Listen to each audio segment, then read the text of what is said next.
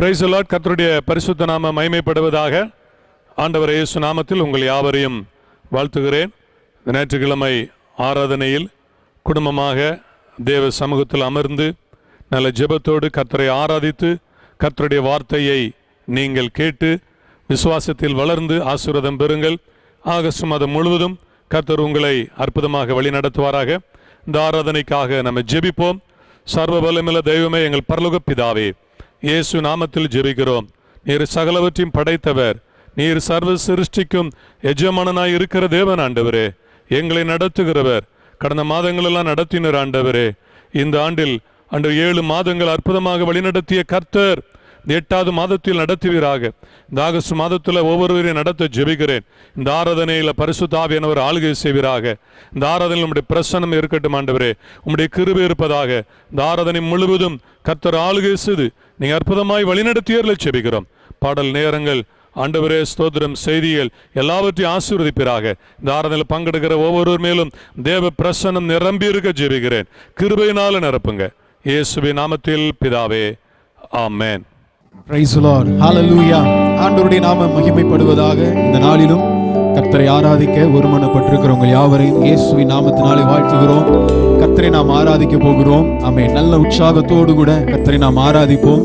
இருக்கிற இடங்களிலே நல்ல குடும்பமாக சேர்ந்து கரங்களை தட்டி பாடி எங்களோடு கூட கர்த்தரை ஆராதியுங்கள். வேத வசனம் சொல்லுகிறது, கர்த்தரை துதியுங்கள், அவர் நல்லவர், அவர் கிருபை என்றும் உள்ளது என்று வேத புஸ்தகத்தில் வாசிக்கிறோம்.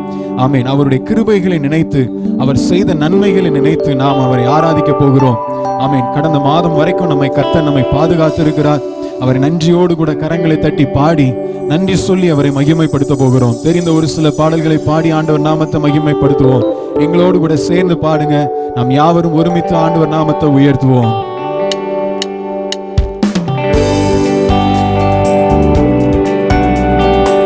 நல்ல கரங்களை தட்டி எங்களோடு கூட சேர்ந்து கர்த்தரை ஆராதிங்க. வெறும் பார்வையாளராக அல்ல, பங்காளராக எங்களோடு கூட சேர்ந்து ஆண்டவரை ஆராதிங்கள்.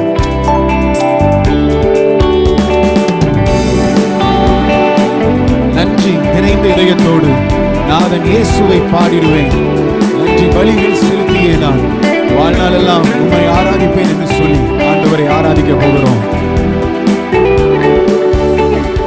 நன்றி நிறைந்த இதயத்தோடு நாதன் இயேசுவை பாடிடுவேன். நன்றி நிறைந்த இதயத்தோடு நாதன் இயேசுவை பாடிடுவேன். நன்றி பலிகள் செலுத்தியே வாழ்நாளெல்லாம் உம்மை ஆராதிப்பேன். நன்றி பலிகள் செலுத்தியே வாழ்நாளெல்லாம் உம்மை ஆராதிப்பேன். என் இயேசு நல்லவர், என்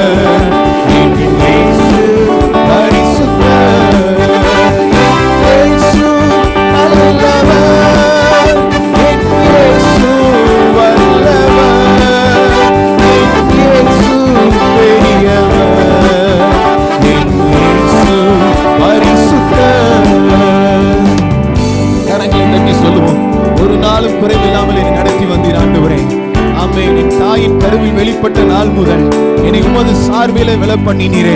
இந்நாள் வரைக்கும் என்னை நடத்தி வருகிறீரே. நன்றி என்று சொல்லுவோம். நன்றி என்று சொல்லி ஆண்டவரை ஆராதிக்கலாமா? அவருடைய கிருபைகளை நினைத்து சொல்லுவோம். என் தாயின் கருவிலிருந்து என்னை எடுத்தவர் நீர். என்னை இம்மட்டும் ஆதரித்து உமது சார்பிலே விலை பண்ணினீர். இம்மட்டும் என்னை நடத்தி வந்திருக்கிறீர் என்று சொல்லி கரங்களை தட்டி கர்த்தரை நாம் ஆராதிக்க போகிறோம். கருவிலே நான் உருவான நாள் முதல் நாள்தோறும் காத்து வந்தீரே. என் ஆசியாலே நான் சுவாசித்த நாள் முதல் நாள்தோறும் காத்து வந்தீரே. என் தாயின் கருவிலே நான் உருவான நாள் முதல் நாள்தோறும் காத்து வந்தீரே. என் ஆசியாலே நான் சுவாசித்த நாள் முதல் நாள்தோறும் காத்து வந்தீரே.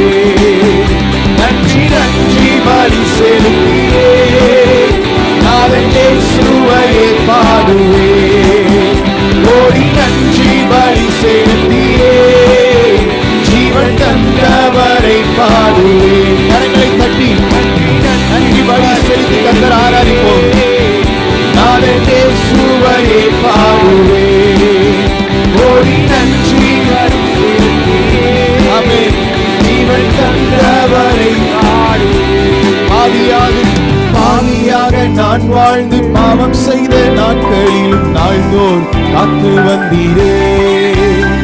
நான் உம்மை விட்டு தூரம் சென்று துரோகம் செய்த நாட்களிலும் நாள்தோறும் காத்து வந்தீரே. பாவியாக நான் வாழ்ந்து பாவம் செய்த நாட்களிலும் நாள்தோறும் காத்து வந்தீரே. நான் உம்மை விட்டு தூரம் சென்று துரோகம் செய்த நாட்களிலும் நாள்தோறும் காத்து வந்தீரே. நன்றி நன்றி பலி செலுத்தியே உற்சாகத்தோடு கர்த்தருக்கு நன்றி சொல்லுவோம்.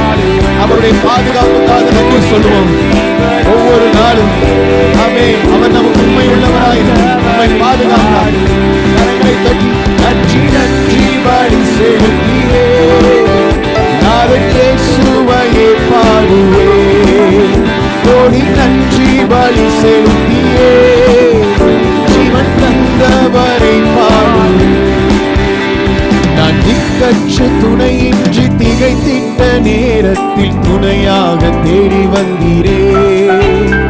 நான் துக்கத்தால் மனம் நொந்து மடிகின்ற நேரத்தில் மகன் என்னை தேடி வந்தீரே. சொல்லுவோமா? நான் திக்கற்ற துணையின்றி திகைத்திட்ட நேரத்தில் துணையாக தேடி வந்தீரே. நான் துக்கத்தால் மனம் நொந்து மடிகின்ற நேரத்தில் மகன் என்னை தேடி வந்தீரே.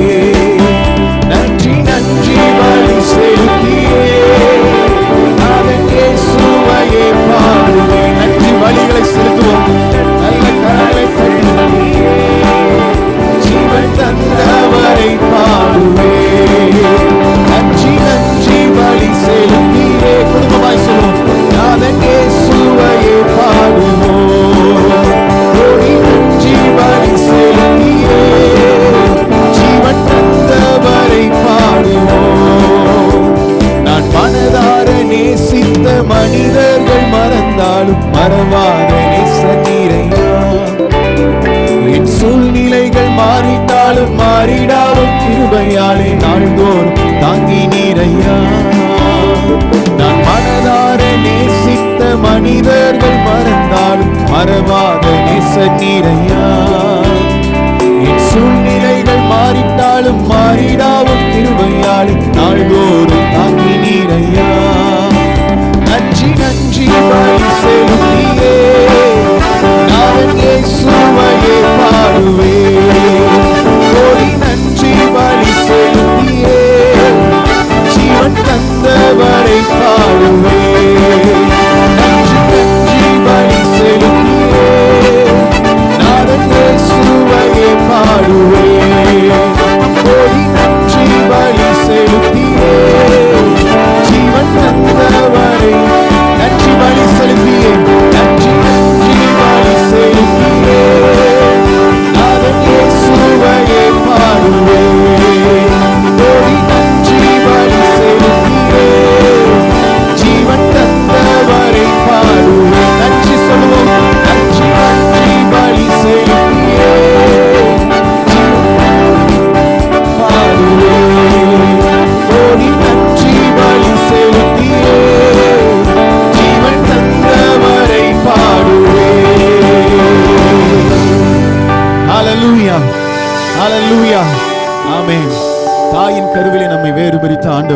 பேர் சொல்லி அழைத்தவர் இம்மட்டும் நம்மை நடத்தி வந்திருக்கிறார். கரங்களை உயர்த்தி ஆமென் சொல்லுவோமா? ஹல்லேலூயா, ஹல்லேலூயா. இந்த வயது வரைக்கும், இத்தனை வயது காலங்கள், இத்தனை வருடங்கள் கர்த்தர் நம்மை பாதுகாத்து நடத்தி வந்திருக்கிறார். இந்த வருஷத்திலும் இத்தனை மாதங்கள் நம்மை நடத்தி வந்திருக்கிறார். அவருடைய கிருபையினால நம்மை தாங்கி நடத்தி வந்திருக்கிறார். எத்தனை பேர் ஆமென் சொல்ல முடியும்? ஹல்லேலூயா, ஆமென். இனிமேலும் அவர் தம்முடைய கிருபையினால நம்மை நடத்தி செல்ல போதுமானவராய் இருக்கிறார். வேதவசனம் இப்படியாக சொல்லப்பட்டிருக்கிறது, கர்த்தரை துதியுங்கள், அவர் நல்லவர், அவர் கிருபை என்றும் உள்ளது என்று வேதத்தில் வாசிக்கிறோம். ஆமென். நம்முடைய தாழ்வில் நம்மை நினைத்தவரை துதியுங்கள், அவருடைய கிருபை என்றும் உள்ளது. ஆமென். ஒருவராய் பெரிய அதிசயங்களை செய்கிறவரை துதியுங்கள், அவர் கிருபை என்றும் உள்ளது. பரலோகத்தின் தேவனை துதியுங்கள், அவர் கிருபை என்றும் உள்ளது என்று வேதத்தில் சொல்லப்பட்டிருக்குது. நாம் ஆண்டவரை துதிக்க போகிறோம், ஆராதிக்க போகிறோம். அவருடைய கிருபையை நினைத்து சொல்லி நாம் பாடி ஆண்டவரை ஆராதிக்க போகிறோம். ஆமென். தெரிந்த இன்னொரு பாடல் நம்ம எல்லாரும் சேர்ந்து பாட போகிறோம். வல்ல கிருபை, நல்ல கிருபை, வழுவாமல் காத்த சுத்த கிருபை என்ற பாடல் நம்ம எல்லாரும் சேர்ந்து பாடி ஆண்டவர் நாமத்தை உயர்த்த போகிறோம். ஆமென். இத்தனை மாதங்கள், இத்தனை வருஷங்கள் நம்மை நடத்தி வந்த ஆண்டவருடைய கிருபையை நினைச்சு இந்த பாடல் வரிகளை அனுபவத்தோடு சேர்ந்து பாடி கர்த்தரை ஆராதிப்போமா?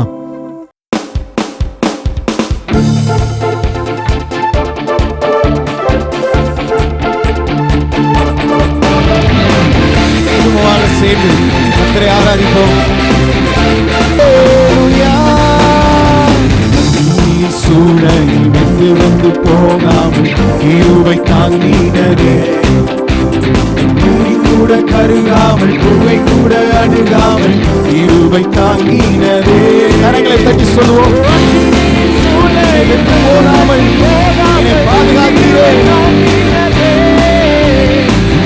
கூட கருகாமல் பூவை கூட அணுகாமல் கிருபை தாங்கினதே. அல்லே அல்லே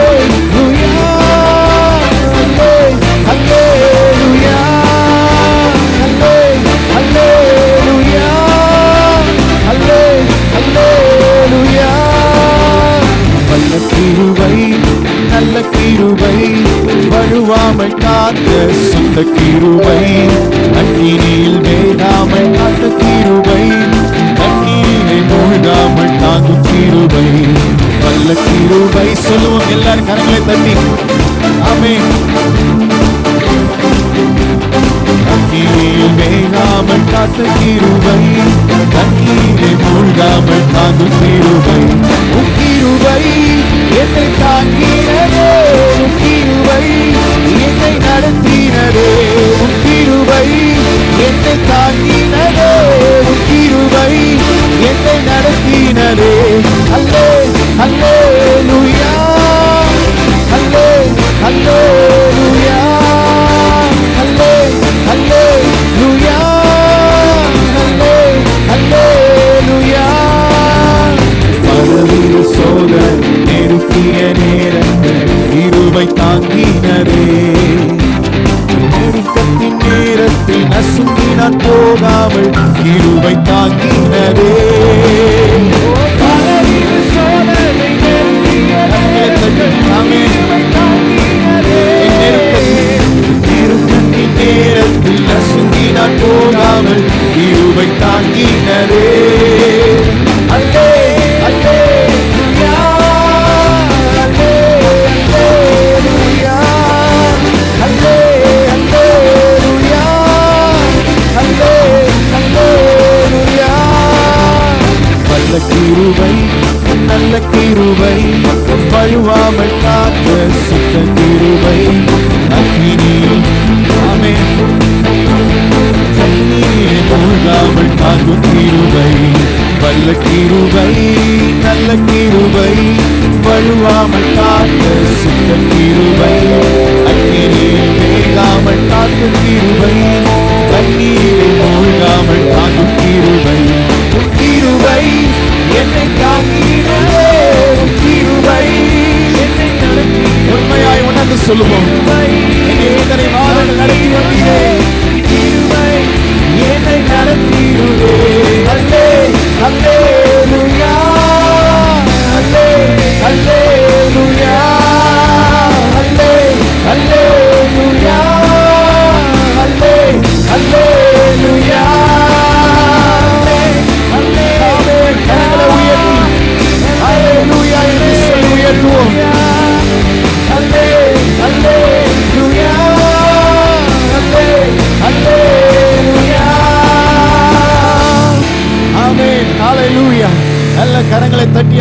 மகிமைப்படுத்துவோம். இருக்கிற இடங்களிலே நன்றி ஆண்டவரே, உமக்கு நன்றி சொல்லுகிறோம். உம்முடைய கிருபைகளுக்காக நன்றி அப்பா, உம்முடைய கிருபைகளுக்காக நன்றி ஆண்டவரே, நன்றி ஆண்டவரே. இந்த நாட்களிலே தேவனுடைய கிருபையை உணர்ந்து கொள்ளும்படியான ஆமேன் ஸ்தோத்திரம் ஞான இருதயத்தை எங்களுக்கு தாருமப்பா. ஆமேன். ஆண்டவர்கிட்ட சொல்லுங்க, ஆண்டவரே உம்முடைய கிருபை எங்கள் வாழ்க்கையில் எவ்வளவு அதிகமாய் வெளிப்படுகிறது என்பதை நினைத்து ஆமேன் அதை அனுபவித்து அதை சொல்லி உம்முடைய நாமத்தை மகிமைப்படுத்தும்படியான ஞான இருதயத்தை, உணர்வுள்ள இருதயத்தை எங்களுக்கு தாங்க ஆண்டவரே. கேளுங்க ஆண்டவர்கிட்ட, உணர்வுள்ள இருதயத்தை தந்ததற்காக நன்றி ஆண்டவரே என்று சொல்லுங்க.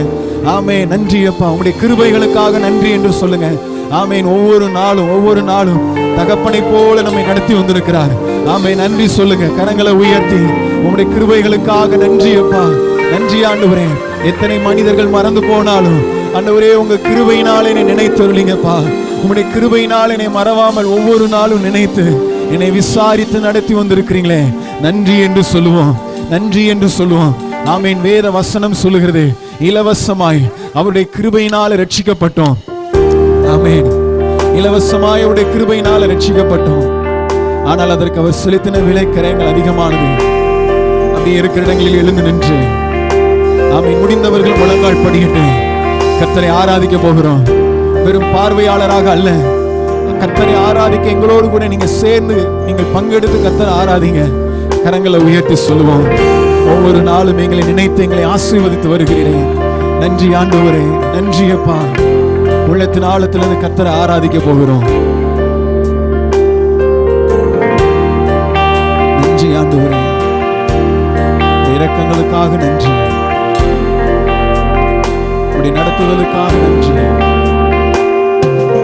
மறவாமல் நினைத்தீரையா,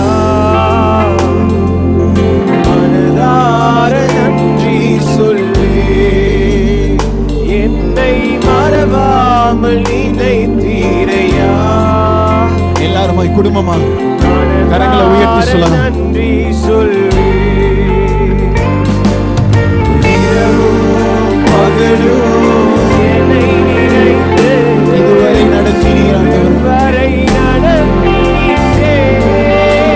உண்மையாய் உணர்ந்து பகலும் இதுவரை நடத்தினீரே. நன்றி நன்றி ஐயா, கோடி கோடி நன்றி ஐயா.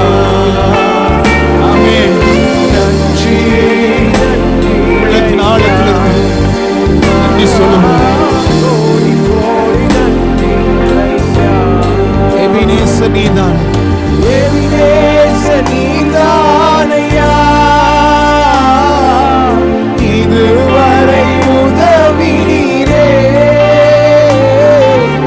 எபினேச நீதானையா, இதுவரை உதவினீரே.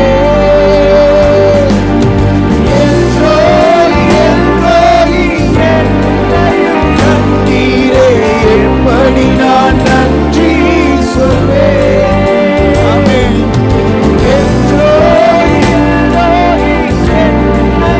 நன்றீரே, எப்படி நான் நன்றி சொல்வேன். நன்றி நன்றி ஐயா, கோடி கோடி நன்றி ஐயா. நன்றி நன்றி ஐயா, கோடி கோடி நன்றி ஐயா. கரங்களை உயர்த்தி என்னுடைய எல்லா சூழ்நிலைகளும் என்னோடு இருந்து நடத்தி வந்திருக்கிறீர் ஆண்டவரே. நீர் எனக்கு கொடுத்த வாக்குத்தத்தங்கள் வார்த்தைகள் ஒன்றாகிலும் தரையில விழுந்து விட நீர் அனுமதிக்கவில்லை அப்பா. என் வாழ்க்கையில் நீங்க கொடுத்த வாக்குத்தத்தங்களை நிறைவேற்றி இம்மட்டும் நடத்தி வந்திருக்கிறீங்க ஆண்டவரே. நன்றி என்று சொல்லுவோம். நன்றி அப்பா.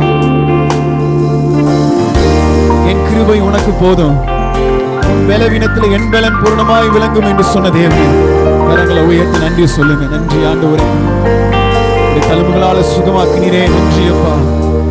கரங்களை உயர்த்தி சொல்லலாமா? பலவீன நேரங்களில் பலன் தந்தீரையா.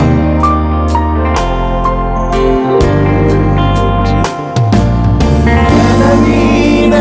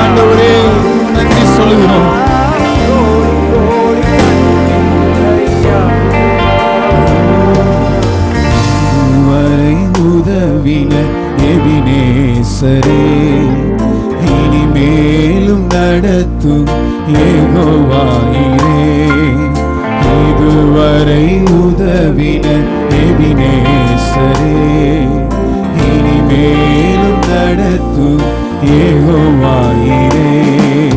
நன்றியுடன் பாடிடுவோம், வாழ்நாளெல்லாம் போற்றிடுவோம். நன்றியுடன் பாடிடுவோம், வாழ்நாளெல்லாம் போற்றிடுவோம். தலைமுறை தலைமுறையா எங்கள் ஆண்டவரை பார்த்து சொல்லுங்க, ஆண்டவரே எங்கள் அடைக்கலமே, பிதாக்கள் ஆராதித்தார் எங்கள் பரிசுத்தமுள்ள தெய்வமே, எங்கள் பரிசுத்த தெய்வம் நீரே. தலைமுறை தலைமுறையா எங்கள் அடைக்கலமானீரையா. பிதாக்கள் ஆராதித்த எங்கள் பரிசுத்த தெய்வம் நீரே.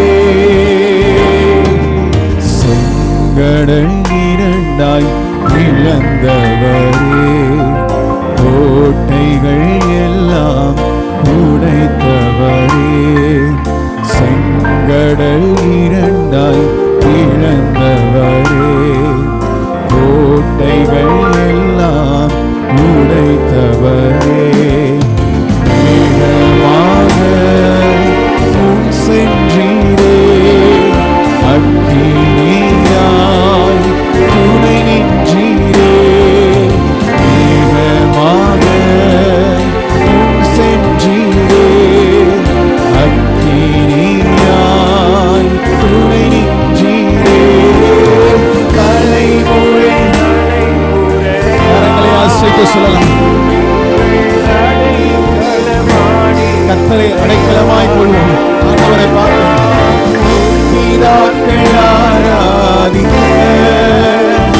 எங்கள் பரிசுத்த தெய்வம் நீரே. தலைமுறை தலைமுறையா எங்கள் அடைக்கலமானீரையா. பிதாக்கள் ஆராதிக்க எங்கள் பரிசுத்த தெய்வம் நீரே.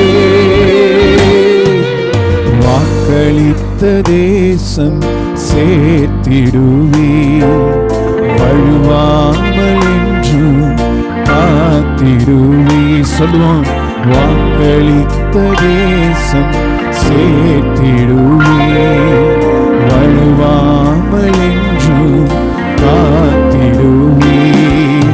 பற்றிக் கொள்வோம் உம்மை என்றும், இயேசுவையே பின்பற்றுவோம். அர்ப்பணிப்போடு பற்றிக் கொள்வோம் உம்மை என்றும், இயேசுவையே பின் செல்லுவோம்.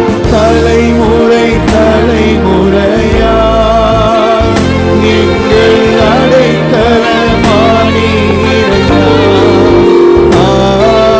முற்பிதாக்கள் ஆராதிக்க எங்கள் பரிசுத்த தெய்வம் நீரே.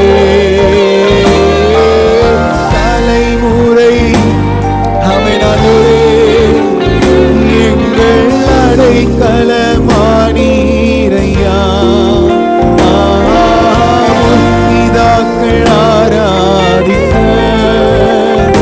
எங்கள் பரிசுத்த தெய்வம் நீரே. வேத வசனம் இப்படியாக சொல்லப்பட்டிருக்குது, எனக்கு அடைக்கலமா இருக்கிற உன்னதமான கர்த்தரை உனக்கு தாபரமாக கொண்டாய், ஆகையால் பொல்லாப்பு உனக்கு நேரிடாது, வாதை உன் கூடாரத்தை அணுகாது என்று சொல்லப்பட்டிருக்கிறது. கரங்களை உயர்த்தி குடும்பமாக எல்லாருமாய், சிறு பிள்ளைகள், வாலிபர்கள், முதியோர்கள், ஆமை எல்லாருமாய் கரங்களை உயர்த்தி சொல்லுங்க, ஆமை கர்த்தர் என் தாபரம், கர்த்தர் என் தாபரம், அவரே எனக்கு அடைக்கலம். கரங்களை உயர்த்தி சொல்லுங்க, ஆமை நிம்மட்டும் வாதைகள் பொல்லாப்புகள் எதுவும் நேரிடாதபடி எங்களை பாதுகாத்தீரே நன்றி என்று கரங்களை உயர்த்தி சொல்லுங்க. உள்ளத்தின் ஆழத்திலிருந்து நன்றி பொங்கி வரட்டும். நன்றி உள்ள அந்த உணர்வு பொங்கி வரட்டும். ஆமென். கரங்களை உயர்த்தி ஒரு விசை மாத்திரம் எங்களோடு கூட சேர்ந்து நீங்க கர்த்தரை பார்த்து சொல்லுங்க. நன்றி ஆண்டவரே, உமக்கு நன்றி சொல்லுகிறோம் அப்பா. நன்றி சொல்லுகிறோம் ஆண்டவரே. நன்றி நன்றி ஐயா. கோடி கோடி நன்றி ஐயா. நன்றி நன்றி ஐயா. கோடி கோடி நன்றி ஐயா.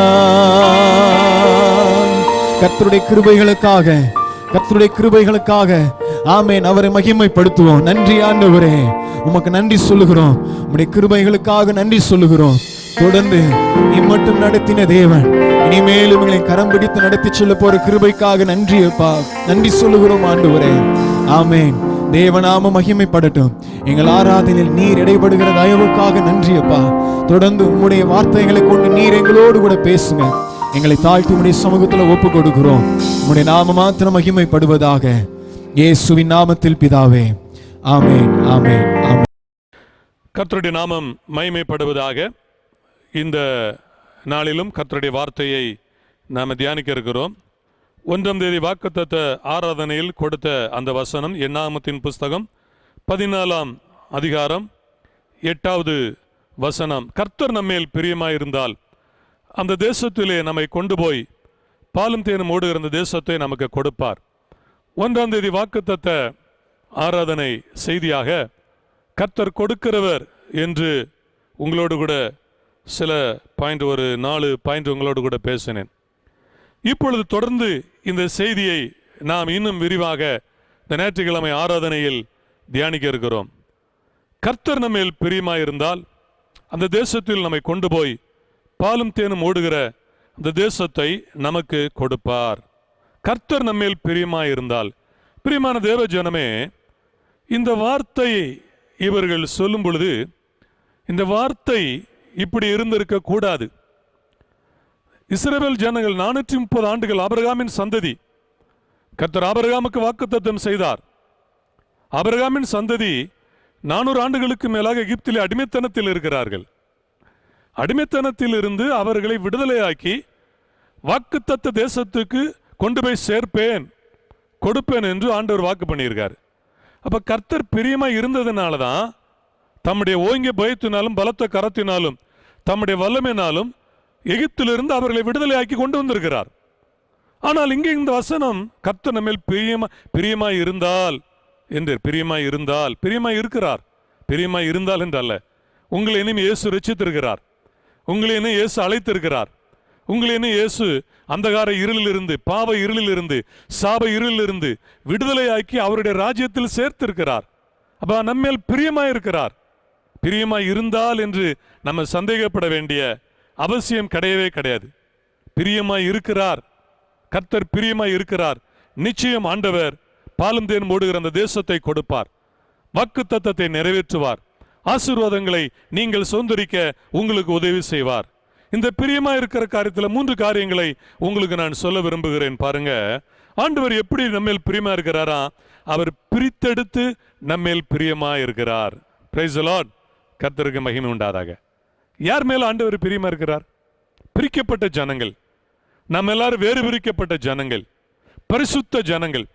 அந்த ஜனத்தை ஆண்டவர் எகிப்திலிருந்து ஆண்டவர் என்ன செய்கிறார்? வேறு பிரிக்கிறார், அவங்களை வேறு பிரிக்கிறார்.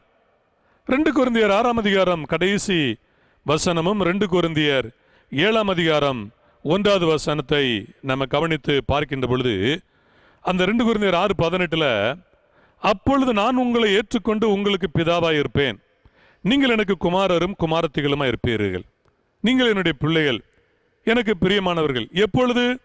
ஆண்டவர் சொல்கிறார். எப்பொழுது? அதுக்கு முந்தின வசனங்கள். எப்பொழுது? 2 கொரிந்தியர் 6ஆம் அதிகாரம் நீங்க 15, 16, 17 வாசிக்கிறேன். ஆனபடியால் நீங்கள் அவர்கள் நடுவிலிருந்து புறப்பட்டு பிரிந்து போய் அசுத்தமானதை தொடாதிருங்கள். கர்த்தர் ஒரு மனிதன் மேல், தேவ பிள்ளை மேல் எப்பொழுது பிரியமா இருக்கிறார்? பிரியமான தேவ ஜனமே, உங்கள் மேல் எப்பொழுது பிரியமாயிருப்பார்? நீங்கள் பிரிந்து வர வேண்டும். எதிலிருந்து? அசுத்தத்திலிருந்து பிரிந்து வர வேண்டும். கர்த்தர் நம்மை அசுத்தத்திலிருந்து பிரித்தெடுக்கிறார். அசுத்தத்திலிருந்து. சில நேரங்கள் ரோடு வழியாக போகும் பொழுது சில காட்சிகளை நம்ம பார்ப்போம். ஒருவேளை நீங்களும் அந்த காட்சியை பார்த்திருக்கலாம். நான் அநேக முறை காட்சியை பார்த்திருக்கிறேன். முக்கியமாக இந்த ஜுவல்லரி ஷாப், தங்க நகைக்கடை பக்கத்தில், பெரிய பெரிய சிட்டி அந்த பகுதியில் நம்ம பார்க்கும் பொழுது அந்த தங்க நகைக்கடை வெளிப்பகுதியில் அந்த ஓடையில், அந்த கழிவு நீர் ஓடையில் பார்த்தீர்கள் என்றால் சில மனிதர்கள் அந்த தண்ணீருக்குள் இறங்கி அந்த தண்ணீரை அவர்கள் அலசி கொண்டிருப்பார்கள். அந்த அசுத்த தண்ணீர், அந்த அசுத்தமான தண்ணிக்குள்ள இருந்து எதையோ தேடி எடுப்பார்கள். எதை தேடி எடுக்கிறாங்க? அங்கே அங்கே ஜுவல்லரி ஷாப்ல தங்க நகை செய்யும் பொழுது அதுல தண்ணி ஊற்றும் பொழுது சில அந்த தங்கம், ஒரு சிறிய அளவு ஒரு தங்கம் அந்த தண்ணியோடு சேர்ந்து அது வெளியே வருது. அது ஓடையில, கழிவு நீர் ஓடையில விழுகிறது. அதை இவர்கள் கொஞ்சம் கொஞ்சமாக சேர்க்கிறதை பார்க்கிறோம். கவனிச்சு பாருங்க. இந்த காட்சியை பார்க்கும் பொழுது ஒன்று என் மனதில் பட்டது. இப்படித்தான் நீங்கள் நானும் சாக்கடையில் இருந்தோம், அசுத்தத்தில் இருந்தோம், உளையான சேற்றில் இருந்தோம். எகிப்து என்பது ஒரு அசுத்தமான இடம். அந்த இடத்திலிருந்து ஆண்டவர் நம்மை பிரித்தெடுக்கிறார். நீங்கள் நானும் தங்கம், விலையேற பெற்றவர்கள். ஆண்டவர் உங்களை என்னை விலையேற பெற்றவர்களாக நினைத்து பிரித்தெடுத்து பரிசுத்தமாக்கி நம்மேல் அவர் பிரியமாயிருக்கிறார். Praise the Lord. கர்த்தருக்கு மகிமை உண்டாவதாக. நம்மேல் பிரியமாயிருந்து நம்மை ஆசீர்வதிக்கிறார். பிரித்தெடுத்த அந்த ஜனங்களுக்கு ஆண்டவர் கொடுத்த ஆசீர்வாதங்களை பாருங்கள். வானத்து மன்னாவை கொடுத்தார், காடைகளை கொடுத்தார், எத்தனையோ நன்மைகளை ஆண்டவர் கொடுத்தார். தண்ணீர் இல்லை என்றார்கள், கொடுத்தார்கள். தண்ணீர் கசப்பா இருக்குன்னு சொன்னார்கள், அதை மாற்றினார், கசப்பை மாற்றினார். எதிரிகள் கையிலிருந்து பாருங்க, எத்தனையோ நன்மைகளை ஆண்டவர் அவர்களுக்கு கொடுத்ததை நம்ம பார்க்கிறோம். இப்ப நம்முடைய ஆண்டவர் பிரியமா இருக்கிறார், உங்கள் மேல் பிரியமா இருக்கிறார். நிச்சயம் ஆண்டவர் வாக்குத்தத்தத்தை நிறைவேற்றுவார். அவர் பிரித்தெடுத்து பிரியமா இருக்கிறார். இரண்டாவதாக, பிரயாணத்தில் கூட வந்து அவர் பிரியமா இருக்கிறார். Praise the Lord. கர்த்தருக்கு மகிமை உண்டாவதாக. 430 ஆண்டுகள் அடிமைத்தனத்திலிருந்து வெளியே வரும் பொழுது, யாத்திராமத்தின் புஸ்தகம் 33ஆம் அதிகாரம், மோசே ஆண்டவர்கிட்ட அவன் ஜெபிக்கிறான். ஆண்டவரே, நீர் எங்களோடு வரவில்லை என்றால் இந்த இடத்திலிருந்து எங்களை கொண்டு போகக்கூடாது என்று அவன் ஜெபிக்கிறதை பார்க்கிறோம். யாத்திராமத்தின் புஸ்தகம் இந்த 33ஆம் அதிகாரத்தில் அவன் ஆண்டவரை பார்த்து என்ன செய்கிறான்? அவன் ஜெபிக்கிறதை பார்க்கிறோம். அப்பொழுது ஆண்டவர் சொல்கிறார், என்ன செய்யணும்? உம்முடைய சமூகம் என்னோடு கூட செல்லாமற் போனால் எங்களை இடத்திலிருந்து கொண்டு போகாது அவன் சொல்றான். ஆனா ஆண்டவர் அங்க என்ன சொல்கிறார்? என் சமூகம் உனக்கு முன்பாக சென்று இளைப்பாறுதலை கட்டளையிடும். இளைப்பாறுதல், என் சமூகம் பிரயாணத்தில் உன்னோடு கூட இருப்பேன். அவன் கேட்கிறான், ஆண்டவரே பிரயாணத்தில் என்னோடு கூட வரும். அவன் பிரயாணத்தில் கூட வந்து பிரியமா இருக்கிறார். நம்மோடு கூட நடக்கிறதுல ஆண்டவர் பிரியமா இருக்கிறார்.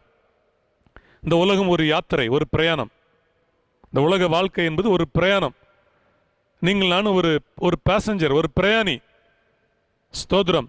ஒரு பிரயாணம் என்பது ஒரு இடத்துல ஆரம்பித்து ஒரு இடத்துல முடிவடைகிறது. செங்கோட்டையில் ஏறி சென்னையில் ட்ரெயின் ஏறணும், சென்னையில் முடிவெடுது ட்ரெயின், அங்கே இறங்கிடணும். இதே மாதிரி தாய் வயிற்றிலிருந்து பிறந்தோம், மரணத்தோடு அந்த பிரயாணம் முடிவடைகிறது இந்த உலகத்தில். ஆனால் மறுமையில் அந்த பிரயாணம் ஆரம்பிக்கிறது. அந்த உலக பிரயாணத்தில் ஆண்டவராகிய இயேசு கர்த்தர் நம்மோடு கூட இருக்கிறார், உங்களோடு கூட இருக்கிறார், உங்களோடு என்னோடு இருக்கிறார்.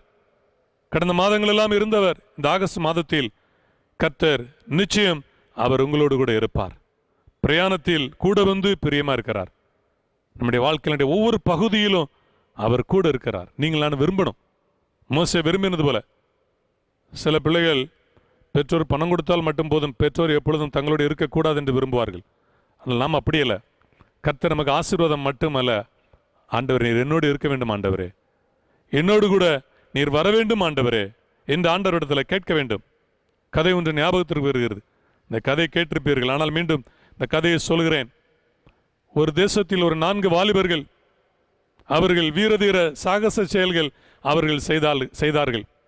வருடத்திற்கு ஒரு முறை ராஜா நாட்டில் வீரதீர சாகச செயல்களை செய்தவர்கள் பாராட்டு கொடுப்பார். நம்ம நாட்டில் எப்படி இண்டிபெண்டன்ஸ் டே, ரிப்பப்ளிக் டேல அந்த பாராட்டு கொடுக்கிறார்கள், அதே போல அந்த 4 வாலிபர்களை வரவழைத்தார். 4 வாலிபத்தை கேட்டார், நீங்கள் நாட்டுக்காக நல்ல காரியம் செஞ்சுருக்கீங்க, உங்களுக்கு என்ன செய்யணும்னா? முதலாவது வாலிபன், உனக்கு என்னப்பா செய்யணும்? அவன் சொன்னான், ஐயா எங்கள் ஊரில் நல்ல தண்ணி கிடையாது, எங்கள் ஊரில் ஒரு குளத்தை வெட்டி வெளியூரில் இருந்து வாய்க்கால் மூலமாக சேனல் மூலமாக தண்ணி கொண்டு வரணும். உடனே அதிகாரியை கூப்பிட்டு அமைச்சரை கூப்பிட்டு, இப்போ இந்த காரியத்தை செய்து கொடுத்துருங்க. சரி, முடிஞ்சிட்டு. அடுத்த ஆள் ஒருத்தன் கூட, உனக்கு என்னப்பா செய்யணும்? ஐயா எங்கள் ஊருக்கு நல்ல ரோடு கிடையாது, நல்ல ரோடு போட்டுதாங்க. உடனே அவனுக்கு ரோடு போடுறதுக்கு அந்த ஊருக்கு ரோடு போட சொல்லியாச்சு. 3வது ஒருத்தனை கூப்பிட்டு, உனக்கு என்னப்பா செய்யணும்? அவன் சொன்னான், நான் ஒரு குடிசை வீட்டில் வாழ்கிறேன், நல்ல வீடு இல்லை, எனக்கு ஒரு வீடு கட்டி தரணும். சரி, இவனுக்கு ஒரு நல்ல வீட்டை கட்டி கொடுங்க.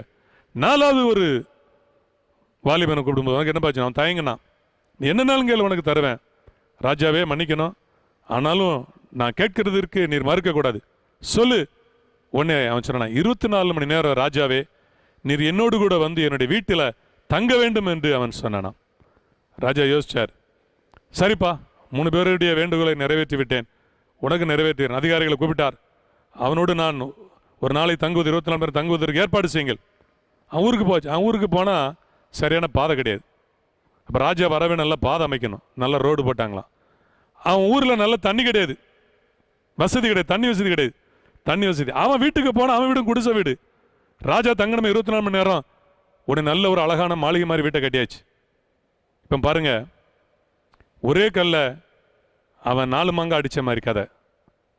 ஒரே விண்ணப்பத்தில் நம்ம அநேகர் வெவ்வேறு விதமான ஆசீர்வாதங்களை கர்த்தரிடத்தில் கேட்குறோம். ஆண்டவரே எனக்கு அதைத்தார் இதைத்தாரும், எல்லாத்தையும் விட்டுட்டு ஒரே விண்ணப்பம், ஆண்டவரே என்னோடு கூட இரும், என்னோடு வாரும், என் பிரயாணத்தில் வாரும், என் வேலையில் என்னோடு கூட வாரும், என் வியாபாரத்தில் வாரும், என் குடும்பத்தில் வாரும், என் பிள்ளைகளோடு கூட இரும், என் படிப்பில் என்னோடு கூட இரும், நான் கைட்டு செய்கிற வேலையில் என்னோடு கூட இரும். கர்த்தர் கூட வரணும். கர்த்தர் கூட வந்தால் அவர் பிரியமாய் இருந்து நமக்கு எல்லாவற்றையும் கொடுக்கிறவர். 3வதாக பிரச்சனையில் விடுதலையாக்க பிரியமாயிருக்கிறார். இஸ்ரவேல் ஜனங்கள் வனாந்தரத்தில் எத்தனையோ பிரச்சனைகளை அவர்கள் சந்தித்தார்கள், பல உபத்திரவங்களை சந்தித்தார்கள். எத்தனையோ பிரச்சனை அவங்க சந்திச்சாங்க. எதிரியால் வந்த பிரச்சனை அவர்கள் சந்தித்தது, தண்ணீர் பற்றாக்குறை பிரச்சனை, உணவு பற்றாக்குறை பிரச்சனை, எத்தனையோ பிரச்சனை அவர்கள் சந்தித்தார்கள்.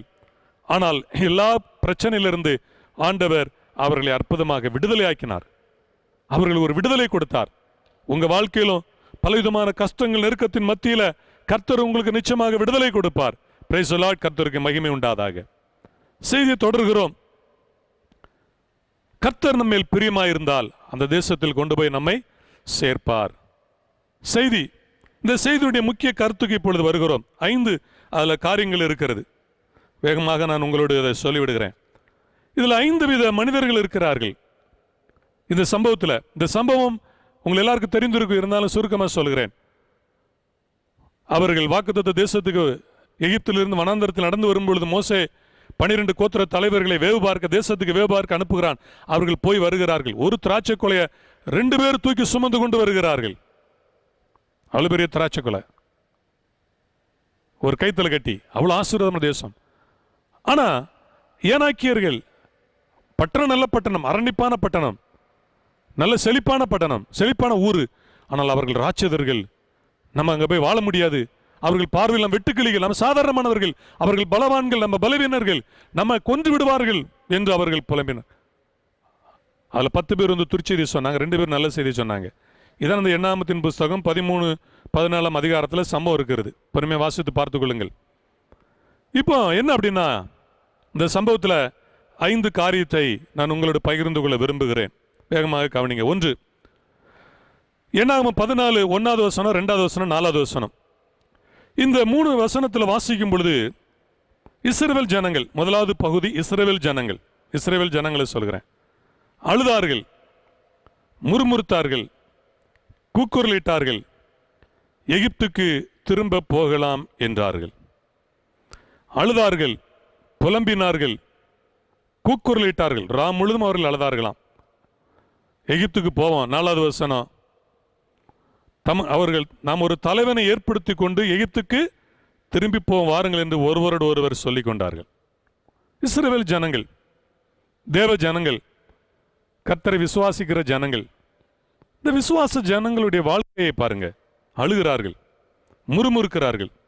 இந்த வார்த்தையை கேட்டுக்கொண்டிருக்கின்ற அருமையான தேவ ஜனமே, இன்று வாழ்க்கையின் பிரச்சனை குறித்து நீங்கள் அழுது கொண்டு இருக்கிறீர்களா? கர்த்தர் இன்றைக்கு ஒரு செய்தி கொடுக்கிறார். நீ அழ வேண்டாம். ஏன் இவர்கள் அழ வேண்டும்? இவர்கள் அழுதார்கள், அழ வேண்டிய அவசியம் இல்லை. கர்த்தர் அவர்களோடு கூட இருக்கிறார். ஏற்கனவே சொன்ன 3 காரியம் சொன்னேன். பிரித்தெடுத்து பிரியமா இருக்கிறார், பிரயாணத்தில் வந்து கூட வந்து பிரியமா இருக்கிறார், பிரச்சனையில் விடுதலையாக்க பிரியமா இருக்கிறார். இந்த விசுவாசம் அவர்களுக்கு இல்லை. அழுதார்கள், பயந்தார்கள். ஆண்டவர் இந்த ஞாயிற்றுக்கிழமை ஆராதனை இந்த செய்தியில் உங்களோடு பேசுகிறார். தேவ ஜனமே, நீ அழ வேண்டாம். வேதம் சொல்லுகிறது, இனி நீ அழுது கொண்டு இராய். நீ அழ வேண்டிய அவசியம் இல்லை. வாழ்க்கையின் பிரச்சனைகளை குறித்து நீங்கள் அழ வேண்டிய அவசியம் இல்லை. சங்கீதம் 55 சங்கீதம் 22வது வசனத்தை வாசித்து பார்க்கின்ற பொழுது அங்கே கர்த்தருடைய வார்த்தை என்ன சொல்கிறது? சங்கீதம் 55:22, கர்த்தர் மேல் உன் பாரத்தை வைத்துவிடு, அவர் உன்னை ஆதரிப்பார், நீதிமானை ஒருபோதும் தள்ளாட விட்டார். நீதிமானை ஒருபோதும் அவர் தள்ளாட விட்டார். உங்களை ஆண்டவர் கைவிட மாட்டார். கர்த்தர் உங்களை கைவிடுகிறதில்லை. நீங்கள் அழ வேண்டாம். இன்னைக்கு வாழ்க்கையில் பிரச்சனை குறித்து, எதிர்காலத்தை குறித்து அழுது கொண்டு இருக்கிறீர்களா? நீங்கள் அழ வேண்டிய அவசியம் இல்லை. அதுக்கு முந்தின இந்த சங்கீதம் 55 பாருங்க. அதுக்கு முந்தின வசனங்கள்ல இந்த சங்கீதம் 55 இந்த சங்கீதக்காரன் தன்னுடைய வாழ்க்கையில் வந்திருக்கிற அநேக பிரச்சனைகளை குறித்து அவன் சொல்லிக் கொண்டு இருக்கிறான். அதில் அவன் சொல்லும் பொழுது 17வது வசனத்தில், சங்கீதம் 55 சங்கீதம் 17வது வசனத்தில் என்ன சொல்கிறான்? நான் அந்தி சந்தி மத்தியான வேலைகளில் தியானம் பண்ணி முறையிடுவேன்.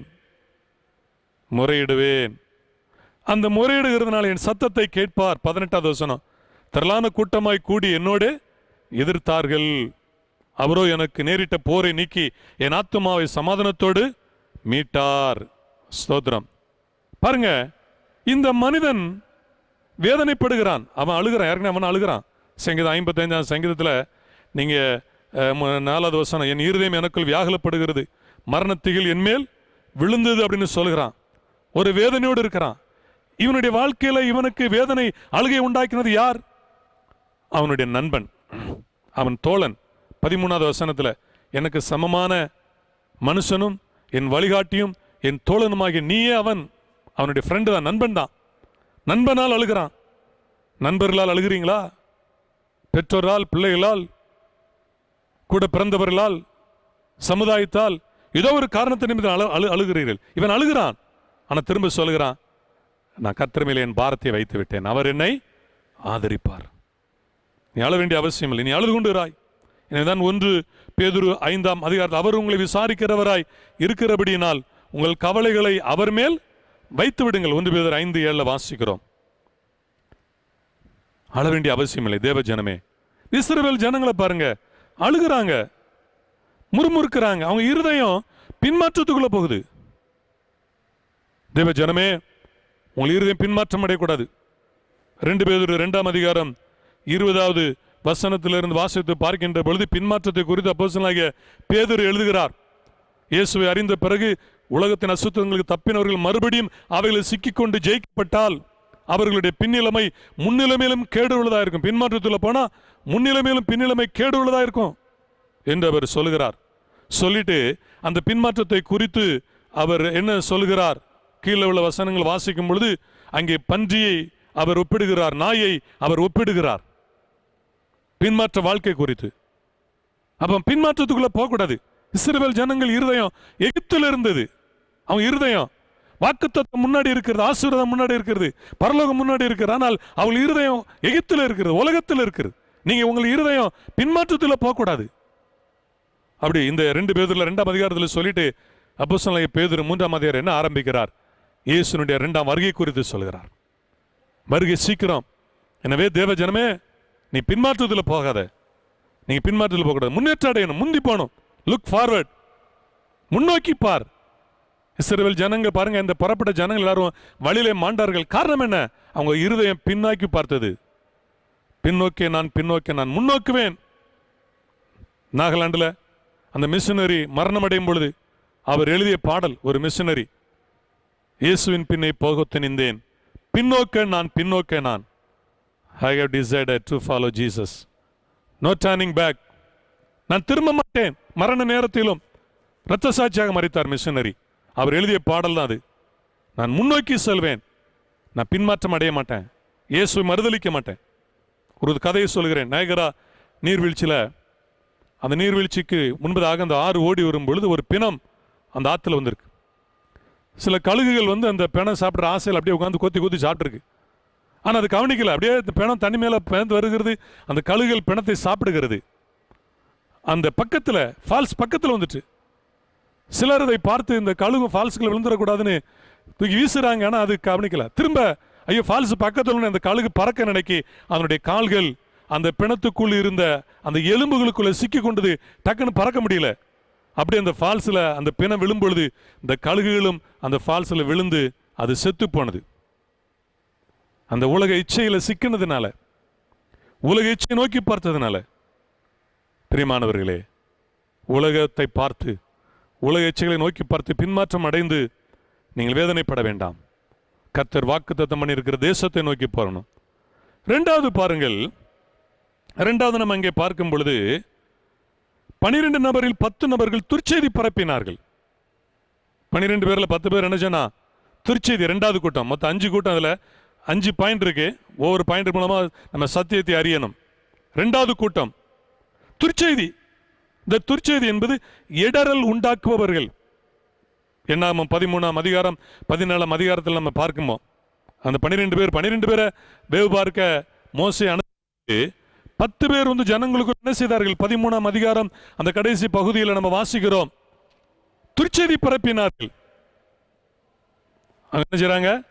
துர்ச்செய்தி பரப்பினார்கள் அப்படின்னு வசனம் இருக்கு. அந்த வசனத்தை ஆமா அந்த அந்த தேசத்தை சுதந்திரிக்க முடியாது, நம்மை பார்க்கிலும் பலவான்கள் என்று என்னாகும் 13:33 கடைசியில பாருங்க, தேசத்தை குறித்து துர்ச்செய்தி பரம்ப செய்தார்கள். துர்ச்செய்தி பரம்ப ஜனங்களை, இதனுடைய அர்த்தம் என்ன? இடரல் உண்டாக்கினார்கள். ஜனங்களுக்கு இடரல் உண்டாக்கினார்கள். விசுவாச வாழ்க்கைக்கு இடரல், உங்கள் விசுவாச வாழ்க்கைக்கு இடரல் உண்டாக்க நிறைய காரியங்கள் இருக்கு. வேகமா சொல்கிறேன். 1 மத்தேயு 5:29-30 நமது சரீரம் நமக்கு இடரல் உண்டாக்கும். விசுவாச வாழ்க்கைக்கு ஆண்டவரை பின்பற்ற விசுவாசத்தில் முன்னேறி போவதற்கு சில இடரல்கள், அதை இயேசு சொன்னார். உன் வலதுகன் உனக்கு இடரல் உண்டாக்கினால் அதை பிடுங்கி எரிந்து போடு. உன் சரீரம் முழுதும் நரகத்தில் தள்ளப்படுவதை பார்க்கலாம். உன் அவயங்களில் ஒன்று கெட்டு போவது உனக்கு நலமாயிருக்கும். நம்ம சரீரமே இயேசுவை பின்பற்றுவதற்கு தடை பண்ணுது. தடை, இடரல் என்பது தடை. கிறிஸ்தவ வாழ்க்கையில், ஆவிக்குரிய வாழ்க்கையில் ஜெபிப்பதற்கும் ஆராதிப்பதற்கும் விசுவாசத்தில் முன்னேறுவதற்கும் வாக்குத்தத்தத்தை சுதந்திரிப்பதற்கும் நிறைய தடைகள் வருகிறது. தடை உண்டு. மத்தேயு 18:7 இயேசு என்ன சொன்னார்? இயேசு என்ன சொன்னார்? இடரல்கள் வருவது அவசியம். ஆனால் எவனால் வருது அவனுக்கு ஐயோ. இந்த இடரல் வருவது அவசியம். வரும், தடையே வராதுன்னு சொல்ல முடியாது. தடை வரும். சில கிறிஸ்தவர்கள், சில கிறிஸ்தவ விசுவாசிகள் என்ன நினைக்கிறார்கள்? தடை வரக்கூடாது. ஐயா ஜெபம் பண்ணிக்கிறீங்க, நான் சபைக்கு வர தடை வரக்கூடாது, நான் ஜெபிக்க தடை வரக்கூடாது, நான் ஆராதிக்க தடை வரக்கூடாது, நான் ஆண்டவருக்கு காணிக்க கொடுக்க தடை வரக்கூடாது. இப்படிதான் நிறைய பேர் என்கிட்ட சொல்லி இருக்கிறாங்க. நான் சொல்கிறேன், தடை வரும். நீங்கள் ஆண்டவருடைய காரியங்களில் ஈடுபட தடை வரும். இடர்கள் வருவது அவசியம், வரும். ஆனால் இடர்களை நம்ம மேற்கொள்ளணும். மத்தேயு 11:6 இயேசு என்ன சொன்னார்? என் நிமித்தம் இடரல் அடையாது இருக்கிறவன் பாக்கியவான். மத்தேயு 11:6 வாசிக்கிறோம். இயேசு கிறிஸ்துவை குறித்து இடரல் அடையாது இருக்கிறவன் எவனோ அவன் பாக்கியவான். இடரல் அடையக்கூடாது. விசுவாசத்துக்கு இடரல் அடையக்கூடாது. விசுவாசத்தை கெடுக்க உங்களுடைய சரீரம், உங்கள் குடும்பம், உங்களுடைய நண்பர்கள், வேலை செய்கிற இடம், உங்களை சுற்றில் இருக்கிற மக்கள் உங்கள் விசுவாச வாழ்க்கைக்கு இடரல் உண்டாக்குவார்கள். அரசாங்கம் இடரல் உண்டாக்கும். எல்லாரும் இடரல் உண்டாக்குவார்கள். ஆனால் நம்ம இடரல் அடையக்கூடாது. தடையை கண்டு சோர்ந்து போகக்கூடாது. விசுவாசத்தோடு ஜெபிக்கணும். விசுவாசத்தில் உறுதியா இருக்கணும். ஒரு கதை சொல்கிறேன். ஒரு கொஞ்சம் விசுவாசிகள், ஒரு சின்ன சபை. இந்த சபைக்கு பக்கத்தில் ஒரு சாராய கடை வந்துட்டு, ஒரு டாஸ்மாக் கடை. அந்த கடை வரக்கூட, ஆண்டவரே இந்த கடையை மாற்றின ஆண்டவரே, இந்த கடை ஒன்றுலாம் அழிஞ்சு போகணும். இவங்க எல்லாம் ஜெபம் பண்ணாங்க. ஒரு நாள் திடீர்னு கடை எரிஞ்சு போச்சு. உடனே இந்த கடைக்காரன் இவங்க ஜெபம் பண்ணனால தான் என் கடை எரிஞ்சு போச்சுன்னு சொல்லிட்டு போய் கேசப்பட்டான். இவங்களால தான் என் கடை எரிஞ்சிட்டு, இந்த கிறிஸ்தவர்களால் தான் கடை எரிஞ்சிட்டு. உடனே இந்த கிறிஸ்தவர்கள் சொன்ன, ஐயா நாங்க எரிக்கல. நீதிபதிட்டு சொன்னாங்களா, நாங்க எரிக்கல, நாங்க ஒண்ணும் செய்யல. உடனே அவரு சொன்னார், இல்ல இவங்க ஜெபம் பண்றதை கேட்டிருக்கிறேன், இயேசுவே இந்த சாராய கடை எரியும், இது அழியும் ஜெபம் பண்ணியிருக்காங்க. உடனே இவங்க சொன்னாங்களா, ஐயா நான் எங்களால் இது நடக்கல அப்படின்னு சொல்லியிருக்காங்க. உடனே அவரு சொன்னாராம், சரி சமாதானப்படுதல் அனுப்பியாச்சு. இந்த விசுவாசிகளை கூப்பிட்டு சொன்னாராம், நீங்கள் தயவு செய்து விசுவாசிகளாக இருக்காதீங்க. நீங்கள் விசுவாசிகள், அவன் அவிசுவாசி. அவன் சொல்கிறான் பாருங்க, நீங்கள் இயேசுக்கிட்ட ஜெபம் பண்ணி எரிஞ்சு அழிஞ்சு போச்சுன்னு சொல்லி. ஆனால் நீங்கள் சொல்கிறீங்க இயேசு ஜெபத்தை கேட்டு அழிக்கலன்னு நீங்கள் சொல்கிறீங்க. உங்களுக்கு விசுவாசம் கிடையாது, அவனுக்கு விசுவாசம் இருக்குது. இயேசு ஜெபத்தை கேட்டதை அழிச்சுட்டார், அவனுக்கு விசுவாசம் இருக்குது. அப்போ உங்களுக்கு விசுவாசம் இல்லை. நிறைய பேருடைய வாழ்க்கையில் இப்படி தான் ஜெபிக்கிறார்கள், சரியான விசுவாசம் இல்லை. இப்படிப்பட்ட ஒரு இடரல் கூட்டமாக நம்ம இருக்கக்கூடாது. இந்த 10 பேர் இடரல் அடைந்தவர்கள். மூணாவது ஒரு பாயிண்ட், மோசே. எண்ணாகமத்தின் புஸ்தகம் 17ஆம் அதிகாரத்தில் வாசிக்கும் பொழுது மோசே என்ன செய்கிறான்? அந்த ஜனங்களுக்காக பரிந்து பேசுகிறான். அந்த ஜனங்களுக்கு என்ன செய்கிறான்? மோசே ஒரு கட்டத்தில் ரொம்ப நாள் பேசி பேசி பார்த்துட்டு அந்த மக்களோடு பேசி பேசி கடைசியில் என்ன பண்ணிட்டான் அப்படின்னா, பேசாமலே அவர் ஜெபம் பண்ணிக்கிட்டே இருப்பார். இந்த மக்கள் படுகிற கஷ்டங்கள், இந்த மக்கள் அவிசுவாசத்தில் வரும்பொழுது, கஷ்டப்படும் பொழுது அவர் ஜெபிக்க தான் ஆரம்பித்தார். எண்ணாகமத்தின் புஸ்தகம் 14ஆம் அதிகாரம் 13 வாசிக்கிறோம். மோசே ஜெபிக்கிறார், ஆண்டவரை பார்த்து, ஆண்டவரே இந்த ஜனங்களை அழிக்க வேண்டாம், பரிந்து பேசுகிறார். இப்போ மூணாவது மோசேயுடைய பரிந்து பேசுகிற ஜெபம் தான் அந்த ஜனங்களை கானான் தேசத்துக்கு நடத்தியது. முதலாவது, பின்மாற்றம் அடையாமல் நம்ம முன்னோக்கி பார்த்தால் ஆசீர்வாதத்தை பெற்றுக்கொள்ளலாம். இரண்டாவது, விசுவாசத்தில் இடரல் அடையாமல் விசுவாசத்தில் முன்னேறி போனால் ஆசீர்வாதத்தை பெற்றுக்கொள்ளலாம். மூன்றாவதாக பரிந்து பேசும் ஜெபம், பரிந்து பேசுகிற ஜெபம். அநேகருடைய ஜெபத்தின் விளைவாக நாம் ஆசீர்வதிக்கப்படுகிறோம். ஊழியக்காரருடைய ஜெபம், அநேக விசுவாசிகளுடைய ஜெபங்கள், அநேக பரிசுத்தவான்களுடைய ஜெபங்கள், தேவ சமூகத்தில் பரிந்து பேசுதல். இன்னைக்கு நிறைய மக்கள் ரட்சிக்கப்படணும்னா, விடுதலை பெற வேண்டுமெனா, ஆசீர்வாதம் பெற வேண்டுமானால் நீங்கள் ஜெபிக்கணும். தாய், உங்கள் பிள்ளைகள் நல்ல வாக்குத்தத்தங்களை, நல்ல ஆசீர்வாதங்களை சொந்தரிக்க வேண்டுமானால் தாய், உங்கள் பிள்ளைகளுக்காக நீங்கள் பரிந்து பேசணும். தகப்பன் பரிந்து பேசணும், சபைக்காக பரிந்து பேசணும், ஒருத்தருக்காக ஒருத்தர் ஜெபிக்கணும். அப்பொழுது ஆசீர்வாதங்களை சொந்தரிப்போம். நான்காவதாக காலேப் ஜனங்களை அமர்த்தி, எண்ணாகமத்தின் புஸ்தகம் 13:30, அப்பொழுது காலேப் மோசேக்கு முன்பாக ஜனங்களை அமர்த்தி, நாம் உடனே போய் அதை சொந்தரித்துக் கொள்வோம் அப்படின்னு சொல்கிறான். இந்த காலேப்புக்கு ஒரு விளக்கம் கொடுக்குறேன். என்ன விளக்கம் அப்படின்னா, இவன் இந்த காலேப்பு நல்ல மனுஷன்தான், அபிஷேகம் பெற்றவன் தான். ஆனாலும் இவனுக்குள்ள ஒரு செல்ஃபிஸ் இருக்கு, ஒரு சுயநலம் இருக்கு. இவனுக்குள்ள ஒரு சுயநலம். என்ன சுயநலம்னா, நம்ம இவன் காலை போய் பார்த்துட்டு வர்றார். இவன் பார்த்துட்டு வரும்பொழுதே ஒரு இடத்தை டார்கெட் பண்ணிட்டான், அந்த மலை நாடு எப்ரோன். அந்த எப்ரோன் இயேசுவா புத்தகத்தில் வாசிக்கிறோம். அந்த எப்ரோனை டார்கெட் பண்ணிட்டான். அந்த எப்ரோன் வேண்டும் என்று சொல்லி இவனுக்கு ஒரு செல்ஃபிஸ், நம்ம போயிடலாம், எடுத்துடலாம், என்ன யாருக்குன்னு ஃபிக்ஸ் பண்ணிட்டான். சபையில் இப்படிப்பட்ட மக்கள் இருப்பார்கள். சபைக்கு வரும்பொழுது நிறைய மக்கள் தங்களுடைய நலனுக்காக மட்டும் சபைக்கு வருகிற ஒரு கூட்டத்தை பாருங்க. மலைநாடு செழிப்பான இடத்தை பார்த்து எடுத்துக்கிறான், லோத்து மாதிரி. காலேப் அப்படிதான், காலேப்புடைய கேரக்டர் அப்படிதான். காலேப்பு நல்லவன் தான், அபிஷேகம் பெற்றவன் தான். ஆனால் அவனுக்குள்ள ஒரு சுயநலம் இருந்தது. பிரியமான தேவ ஜனமே, நீங்கள் நானும் மட்டும் ஆசீர்வாதம் பெற்றால் அது சரியானதல்ல. வேதத்தில் நிறைய உதாரணங்களை உங்களுக்கு சொல்ல முடியும். ராஜாக்கள் புத்தகத்தில் 5ஆம் அதிகாரத்தில் இஸ்ரவேல் ஜனங்களுக்கு பஞ்சம் வந்த பொழுது 4 குஷ்டரோகிகள், அவர்களுக்கு உணவு கிடைத்தது. எதிரி பாளையத்துக்கு போனாங்க. அப்பொழுது அவர்கள் சொன்ன வார்த்தை, இது நற்செய்தி அறிவிக்கணும், நாம செய்கிறது நல்லதல்ல என்று அவர்கள் அங்கே குறிப்பிடுகிறதை பார்க்கிறோம். நம்ம செய்கிறது தப்பு, நம்ம செய்கிற காரியம் தவறு. அநேக ஜனங்கள் பசியோடு பட்டினியோடு கஷ்டப்பட்டுக்கிட்டு இருக்கிறாங்க. நாம இங்க நல்ல சாப்பாடு சாப்பிடுகிறோம். 2 ராஜாக்கள் 7ஆம் அதிகாரத்தில் இருக்கிறது. ஸ்தோத்திரம். 2 ராஜாக்கள் 7ஆம் அதிகாரத்தில் 9வது வசனம், பின்பு அவர்கள் ஒருவரை ஒருவர் நோக்கி, நாம் செய்கிறது நியாயம் அல்ல. இது நற்செய்தி அறிவிக்கும் நாள். நியாயம் அல்ல, நியாயம் அல்ல. நாம் ஆசீர்வதிக்கப்படுகிறோம். காலேப்பு தனக்கு அந்த எப்ரோன் கிடைக்கணும், மலைநாட்டை தாங்கன்னு யோசனை எடுக்கிறான். மற்றவங்களை பற்றி அவனுக்கு கவலை இல்லை. அவன் அந்த ஆசீர்வாதத்தை பெற்றுக்கொண்டான். அநேக தேவ பிள்ளையே, நீ ஆசீர்வதிக்கப்பட்ட, ஆசீர்வதிக்க மட்டும் போதாது. எல்லா ஜனங்களும் நித்திய ஜீவனை சுதந்திரிக்கணும், ஆசீர்வாதங்களை சுதந்திரிக்கணும். எஸ்தர் காலத்தில் எஸ்தரை பார்த்து மொர்தெகாய் சொன்னான், எஸ்தரே, நீ மௌனமாக இருந்தால் ரட்சிப்பு யூதர்களுக்கு வேறு வழியாய் வரும். நீ நல்ல இடத்துல இருக்கிற, நீ தப்பிக்கலாம் நினைக்காத, உன்னுடைய ஜனங்கள் விடுதலை இல்லாமல் இருக்கிறாங்க என்று எஸ்தருக்கு முர்தகாய் அங்கே ஒரு செய்தியை கொடுத்ததை பார்க்கலாம். நீ இப்படிப்பட்ட காலத்துக்கு உதவியா இருக்கும்படி கர்த்தர் உனக்கு ஒரு மேன்மையை கொடுத்திருக்காரு. கர்த்தர் உங்களை என்னை மேன்மையா வைத்திருப்பது அநேக மக்களுக்கு உதவியா இருக்கும்படியாக மேன்மையா வைத்திருக்கிறார், மறந்துடக்கூடாது. ஐந்தாவதாக யோசுவாவை குறித்து நாம் பார்க்க போகிறோம். இஸ்ரவேல் ஜனங்களை பார்த்தோம், 10 நபர்களை பார்த்தோம், மோசேயை பார்த்தோம், காலேப்பை பார்த்தோம். இப்பொழுது யோசுவாவை குறித்து நாம் பார்க்க போகிறோம். யோசுவா 1:6 கர்த்தர் யோசுவாவை பார்த்து சொன்னார், நீ இவர்களுக்கு பங்கிடுவாய், வாக்குத்தத்தம் பண்ணப்பட்ட தேசத்தை, பாலும் தேனும் ஓடுகிற தேசத்தை நீ இவர்களுக்கு பங்கிட்டு கொடுப்பாய் என்று யோசுவாவை பார்த்து கர்த்தர் சொன்னார். கர்த்தருக்கு மகிமை உண்டாவதாக. யோசுவா 14:6 காலேப்பை குறித்து பார்க்கும் பொழுது 4வது பாயிண்ட்ல நாம காலேப்பை குறித்து பார்த்தோம். காலேப்பை குறித்து பார்க்கும் பொழுது காலேப்பு என்ன சொல்கிறான்? கர்த்தர் எனக்கு வாக்கு பண்ணினார், 40 வயதில் நான் புறப்பட்டேன், எனக்கு இப்பொழுது 80 வயதாகிறது. கர்த்தர் எனக்கு வாக்கு பண்ணியிருக்கிறார், அந்த வாக்கு பண்ணின அந்த தேசத்தை எனக்கு தர வேண்டும், அந்த ஆசீர்வாதத்தை எனக்கு நீர் தர வேண்டும் என்று அவன் யோசுவாவினிடத்தில் காலேப்பு கேட்கிறான்.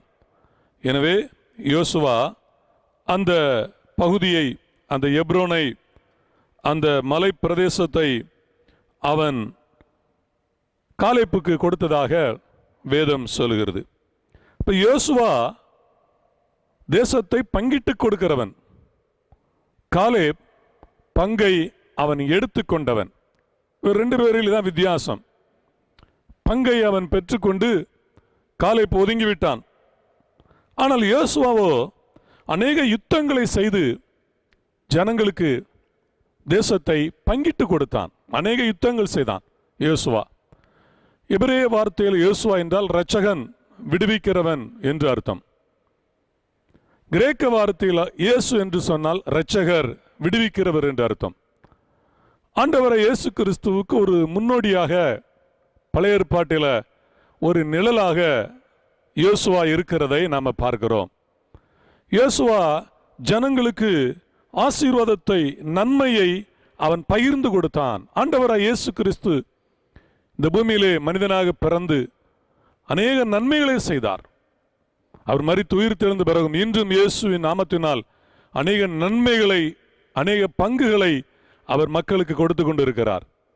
நன்மைகளை பிரித்து கொடுத்து கொண்டே இருக்கிறார், பங்குகளை கொடுத்து கொண்டே இருக்கிறார். பிரியமான தேவ ஜனமே, ஆண்டவராய் இயேசு நீங்கள் ஆசீர்வாதத்தை சுதந்தரிக்க, நன்மை சுதந்தரிக்க உங்களுக்கு அந்த நல்ல பங்கை கொடுப்பார். நாம் இப்பொழுது நம்ம சத்தியத்துக்கு வருவோம். யோசுவா இந்த 5 வித்தியாசமான அந்த சூழ்நிலையை பார்த்த வித்தியாசமான நபர்கள். இஸ்ரவேல் ஜனம் முதலாவது நாம் பார்த்தது, 2வது 10 நபர்கள், துர்ச்செய்தியை பரப்பின 10 நபர்கள், 3வது மோசே, 4வது காலேப், இப்பொழுது யோசுவா. இந்த 4 பேரை விட யோசுவா வித்தியாசமான காரியத்தை செய்கிறவன். எதை செய்தான் என்று சொல்லி பார்க்கும் பொழுது, ஜனங்களுக்கு பங்கிட்டு கொடுக்கிற ஒரு நல்ல பங்கை அவன் தெரிந்து கொண்டான். எதற்காக நான் அழைக்கப்பட்டேன்? வேறு ஆசீர்வாதங்களை நான் பெற்று அனுபவிக்க மட்டுமல்ல, ஜனங்களுக்கு நல்ல நன்மைகளை பங்கிட்டு கொடுக்கக்கூடிய ஒரு நல்ல பங்கை யோசுவா தெரிந்து கொண்டான். லூக்கா 10:42 வாசிக்கிறோம், மரியாள் தன்னை விட்டு எடுபடாத நல்ல பங்கை தெரிந்து கொண்டாள். பிரியமான தேவ ஜனமே, இந்த நாளிலும் கர்த்தருடைய வார்த்தையை கேட்டுக்கொண்டிருக்கின்ற உங்கள் வாழ்க்கையில் நீங்கள் கிறிஸ்துவுக்குள் என்ன பங்கை நீங்கள் தெரிந்து கொண்டிருக்கிறீர்கள்? எந்த பங்கை நீங்கள் தெரிந்து கொண்டிருக்கிறீர்கள்? 2 பேதுரு 1:10 வாசிக்கும் பொழுது, உங்கள் அழைப்பையும் உங்கள் தெரிந்து கொள்ளுதலையும் உறுதிப்படுத்திக் கொள்ளுங்கள் என்று வேதம் சொல்கிறது. இதற்காக ஆண்டவராகிய இயேசு தெரிந்து கொண்டார். உங்களை மேலும் எதற்காக ஆண்டவர் தெரிந்து கொண்டார்? நம்மை வாக்குத்தத்த தேசத்துக்கு கொண்டு போகிறார், தேவ ராஜ்யத்தில் கொண்டு வந்திருக்கிறார், ஒரு சபையில் கொண்டு வந்திருக்கிறார், கிறிஸ்துவுக்குள் அவர் நம்மை கொண்டு வந்திருக்கிறார். எதற்காக? ஆண்டவர் நம்மை தெரிந்து கொண்டார். ஒரு 7 காரியங்களை வேகமாக நான் இதில் சொல்லுகிறேன், கவனமாக கேளுங்கள். 1 கொரிந்தியர் 3ஆம் அதிகாரம் 6வது வசனத்தில் அப்போஸ்தலனாகிய பவுல் சொல்லும் பொழுது, நான் நட்டேன், அப்போலோ நீர்ப்பாய்ச்சினான், தேவனோ விளைய செய்தார். நான் நட்டேன். அப்போஸ்தலனாகிய பவுலுடைய பங்கு அவர் சொல்லும் பொழுது, நான் நடுகிற வேலை என்னுடைய வேலை. நான் நடுவதற்காக தெரிந்து கொள்ளப்பட்டேன், விதைப்பதற்காக, சுவிசேஷம் அறிவிப்பதற்காக. இதைத்தான் அப்போஸ்தலர் 9:15 வாசிக்கும் பொழுது அப்போஸ்தலனாகிய பவுல், ஆண்டவர் பவுலை குறித்து சொல்லும்போது, நான் தெரிந்து கொண்ட பாத்திரமாய் இருக்கிறான். எதற்காக? 3 காரியங்களுக்காக ஆண்டவராகிய இயேசு அப்போஸ்தலனாகிய பவுலை தெரிந்து கொண்டார். எதற்காக என்று சொன்னால், ராஜாக்களுக்கு சுவிசேஷத்தை அறிவிக்க, இஸ்ரவேல் ஜனங்களுக்கு சுவிசேஷத்தை அறிவிக்க, பிரஜாதிகளுக்கு சுவிசேஷத்தை அறிவிக்க, 3 வித கூட்டங்களுக்கு இயேசுவின் நற்செய்தியை அறிவிக்க அப்போஸ்தலனாகிய பவுலை கர்த்தர் தெரிந்து கொண்டார். அதைத்தான் இங்கே பவுல் சொன்னார், நட்டேன். அப்போலோடைய வேலை என்ன? அப்போலோ எதை தெரிந்து கொண்டார்? அவர் நீர் பாய்ச்சுவார், அவர் விசுவாசிகளை ஊக்கப்படுத்துவார், சத்தியத்தில் நடத்துவார், விசுவாசத்தில் வளர்ப்பார். அதை நீர் பாய்ச்சுகிறது. ஒரு செடி வளரும் பொழுது அந்த செடி சுற்றில் இருக்கிற களைகளை கொத்தி எடுத்து நல்லா நீர் பாய்ச்சினால் அந்த செடி நல்லா வளரும். அதை கவனிக்கிறது, பராமரிக்கிறது. கர்த்தருக்கு மகிமை உண்டாதாக. ஒருவேளை இந்த வார்த்தை கேட்கிற யாராவது நீங்கள் பிரேயர்ஸ் லீடர், கேர்ஸ் லீடர், ஊழியம் செய்கிறவங்க, ஏரியா விசிட் பண்ணுறவங்க, வீடுகளை சந்திக்கிறவர்களாக இருந்தால், நீங்கள் சந்திக்கிற வீடுகளில் இருக்கிற அந்த விசுவாசிகள் வளர்வதற்கு ஏதுவாக நீர் பாய்ச்சணும், அவர்களை உற்சாகப்படுத்தணும், அவர்களை தைரியமூட்டணும். விளைச்சகிறவர் தேவன், தேவன் விளைச்சகிறவர். ஆனால் நம்முடைய பங்கு என்ன? ஒருவர் நடுகிறது, ஒருவர் பங்கு. ஒருவர் நீர் பாய்ச்சுகிறவர், ஒருவருடைய பங்கு. எல்லாவற்றுக்கும் பலன் கொடுக்கிறவர் கர்த்தர், விளைய செய்து பலன் கொடுக்கிறார். ஆனால் நம்முடைய பங்கு என்ன? தெரிந்து கொள்கிற பங்கு என்ன? தேவ ராஜ்யத்தில் என்ன வேலை, எதற்காக நம்ம தெரிந்து கொள்ளப்பட்டோம்? ரோமர் 8ஆம் அதிகாரம் 29வது வசனத்தில் வாசிக்கும் பொழுது, எதற்காக நாம் தெரிந்து கொள்ளப்பட்டோம் என்று ரோமர் 8ஆம் அதிகாரம் 29 வாசிக்கும் பொழுது அங்கே என்ன சொல்லப்படுகிறது என்று சொன்னால், குமாரனுடைய சாயலுக்கு ஒப்பாக நாம் மாறும்படி தெரிந்து கொள்ளப்பட்டிருக்கிறோம். குமாரனுடைய சாயல், இயேசுனுடைய சாயலாக மாறும்படி நாம் தெரிந்து கொள்ளப்பட்டிருக்கிறோம். தம்முடைய குமாரன் அநேக சகோதரர்களுக்குள்ளே முதற் பேரானவராய் இருக்கும் பொருட்டு தேவன் எவர்களை முன்னறிந்தாரோ அவர்களை தமது குமாரனுடைய சாயலுக்கு ஒப்பாய் இருப்பதற்கு முன் குறித்திருக்கிறார். குமாரனுடைய சாயல், இயேசுனுடைய சாயல், தேவ சாயல், இயேசுனுடைய சாயலுக்கு ஒப்பாக இருக்க கவனிக்க வேண்டும். மனித சாயல் நமக்குள்ள இருக்கிறது, பெற்றோருடைய சாயல் இருக்கிறது, இந்த உலகத்தினுடைய சமுதாய ஒரு சாயல் நமக்கு இருக்கிறது. ஆனால் இதற்காக தெரிந்து கொள்ளப்பட்டோம், இயேசுவை போல மாறுவதற்காக. நம்முடைய வாழ்க்கையில் இயேசுவோடு நெருங்க அவரை போல நம்ம மாறுவதற்காக தெரிந்து கொள்ளப்பட்டோம். ஒரு உதாரணத்தை, ஒரு கதை ஒன்றை சொல்கிறேன். ஒரு கஷ்டப்பட்ட ஒரு ஏழை ஒரு மனிதன், அவர் ஒரு குறிப்பிட்ட கடைக்கு அவர் ஒவ்வொரு நாள் மாலை நேரத்தில் பொருட்கள் வாங்க வருவார். வாங்க வரும் பொழுது அந்த கடையினுடைய வேலை செய்கிறவர்கள், ஓனர், அவர்கிட்ட ஒரு வித்தியாசமான ஒரு ஸ்மெல், நல்ல ஒரு பெர்ஃப்யூம், வாசனை திரவியம், அவரிடத்தில் நல்ல ஒரு வாசனை. அவங்களுக்கு ஒரு ஆச்சரியம், ஐயோ நம்ம கடையில் இல்லாத பெர்ஃப்யூம் ஸ்மெல் இவர்கிட்ட இருக்கிறத அப்படி என்று சொல்லி அவங்களுக்கு ஒரே ஆச்சரியம். ஒரு நாள் அவரை கேட்டுட்டாங்க, அவரை பார்த்து கேட்டாங்க. என்ன கேட்டாங்கன்னு சொன்னால், நீங்கள் என்ன விலை உயர்ந்த வாசனை திரவியத்தை உங்கள் மேல் நீங்கள் பூசியிருக்கிறீங்க, எந்த பெர்ஃப்யூம் அடிச்சிருக்கிறீங்க என்று கேட்டார்கள்.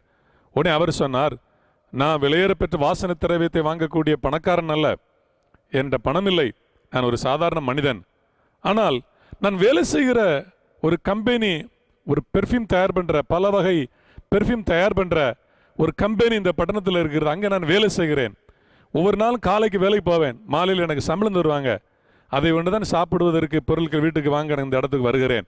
எனவே நான் காலையிலிருந்து மாலை வரை அந்த கம்பெனிக்குள்ளே இருக்கிறதுனால், அதோடு இருப்பதனால் அந்த வாசனை திரவியங்கள் என்மேல, அதனுடைய அந்த நீர்த்துளிகள் என்மேல பட்டு என்மேல இப்படி வாசனை அடிக்கிறது என்று அந்த சகோதரர் சொன்னாராம். பிரியமானவர்களே, கிறிஸ்துவுக்குள் வாழ வாழ நாம் இயேசுவுக்குள் நெருங்க நெருங்க, வசனத்தை வாசிக்க வாசிக்க, பிரசங்கம் கேட்க கேட்க, ஜெபிக்க ஜெபிக்க ஜெபி, இயேசுவின் பிரசனத்தில் இருக்க இருக்க இயேசுவை போல நம்ம மாறுகிறோம்.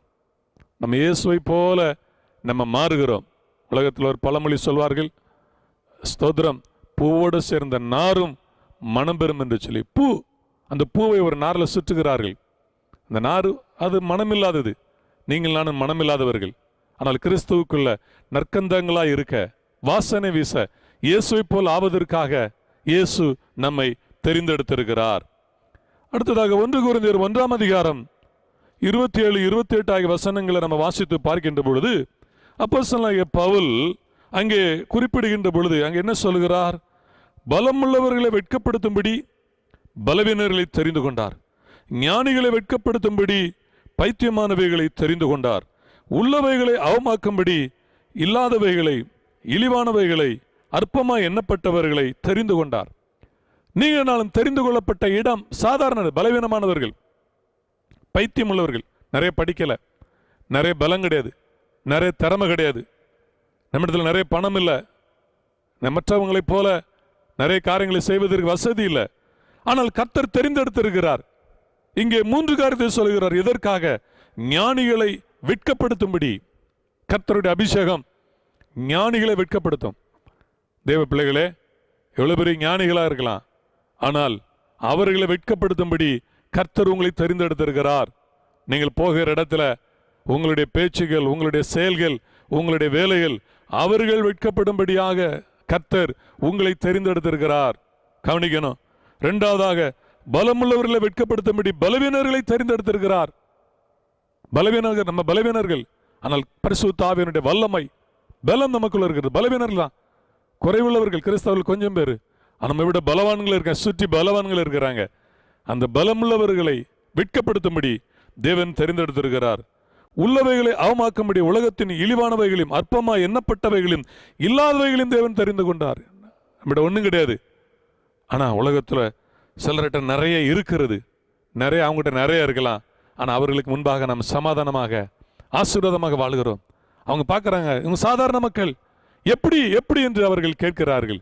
அவர்களை அவமானப்படுத்த தேவன் உங்களையும் என்னையும் தெரிந்தெடுத்து உயர்த்துகிறார். குடும்பத்தார் மத்தியில், உறவினர்கள் மத்தியில் இந்த வார்த்தை கேட்கிற உங்களை ஆண்டவர் அப்படி ஆசீர்வதிப்பார். கவனிங்க, இதற்காக தெரிந்து கொண்டார். அடுத்த எபிரேயர் 11:25 நம்ம வாசிக்கிறோம். எபிரேயர் 11:25 வாசித்து பார்க்கின்ற பொழுது அங்கே மோசே குறித்து அங்கே வேதம் சொல்கிறது. மோசே அவன் எதை தெரிந்து கொண்டான் என்று சொல்லப்படுகிறதா? அநித்தியமான பாவ சந்தோஷங்கள் அனுபவிப்பதை பார்க்கிலும் தேவனுடைய ஜனங்களுடைய துன்பத்தை அனுபவிப்பதை தெரிந்து கொண்டு. அப்போ உலகத்தில் அநித்தியமான பாவ சந்தோஷத்தை அவன் அனுபவிக்க தெரிந்து கொள்ளவில்லை. மோசே ஒரு அரண்மனையில் வளர்கிறவன், சாதாரண குடும்பத்தில் பிறந்தாலும் அடிமை வீட்டில் பிறந்தாலும் அரண்மனையில் வளர்ந்தான். ஒரு ராஜகுமாரத்தினுடைய மகன் என்கிற நிலையில் வளர்க்கப்பட்டான். நல்ல வசதி வாய்ப்புகள், நல்ல அவன் ஒரு செழிப்பாக வாழலாம். ஆனால் அதை விட்டுவிட்டு தேவ ஜனங்களோடு அவன் இருப்பதை தெரிந்து கொண்டான். பிரியமான தேவ ஜனமே, நீங்கள் எதை தெரிந்து, உலகத்தில் இருக்கிற வசதி வாய்ப்புகளை அனுபவிக்கிறதை தெரிந்து கொள்கிறீர்களா? தேவ ஜனங்களோடு சேர்ந்திருந்து ஜெபிக்கவும் ஊழியம் செய்யும் அதன் நிமித்தம் வருகிற உபத்திரவங்கள், கஷ்டங்களை தெரிந்து கொள்கிறீர்களா? விசுவாச வாழ்க்கையில் உண்டாகிற எதிர்ப்புகளை, பிரச்சனைகளை கண்டு பயந்து போகாமல், சோர்ந்து போகாமல் அவைகளில் பழகி அவைகளில் இருக்க நீங்கள் தெரிந்து கொள்கிறீர்களா?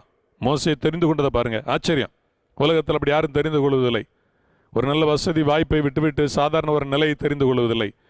பிரியமானவர்களே, அப்போ மோசே அதை தெரிந்து கொண்டதை நம்ம பார்க்கிறோம். யோசுவா சொல்கிறான். யோசுவா அப்ப எதை தெரிந்து கொண்டான்? ஜனங்களுக்கு நல்ல நன்மைகளை பங்கிட்டு கொடுக்கிற நல்ல காரியத்தை தெரிந்து கொண்டான். அந்த யோசுவா சொல்கிறான். யோசுவா 24ஆம் அதிகாரம் 15வது வசனத்தில் யோசுவா என்ன சொல்கிறான்?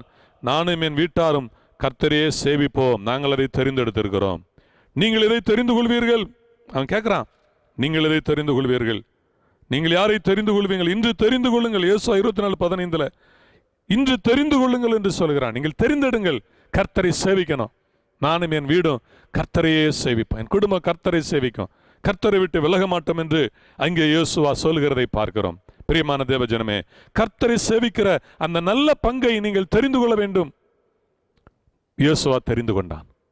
யோசுவா ஜனங்களுக்கு தேவ ஆசீர்வாதங்களை பங்கிட்டு கொடுத்து தேவனை சேவிக்கிறதை அவன் தெரிந்து கொண்டான். கர்த்தரை சேவிக்கிறதை அவன் தெரிந்து கொண்டான். வேதம் சொல்கிறது, கடைசியான முடிவுக்குள்ள வருகிறேன், 2 வசனங்களை சொல்கிறேன். ரோமர் 8:33 வாசிக்கும் பொழுது, தேவன் தெரிந்து கொண்டவர்கள் மேல் குற்றம் சுமத்துகிறவன் யார்? கர்த்தர் உங்களை தெரிந்தெடுத்திருக்கிறார். நிச்சயம் உங்களை யாரும் குற்றப்படுத்த முடியாது.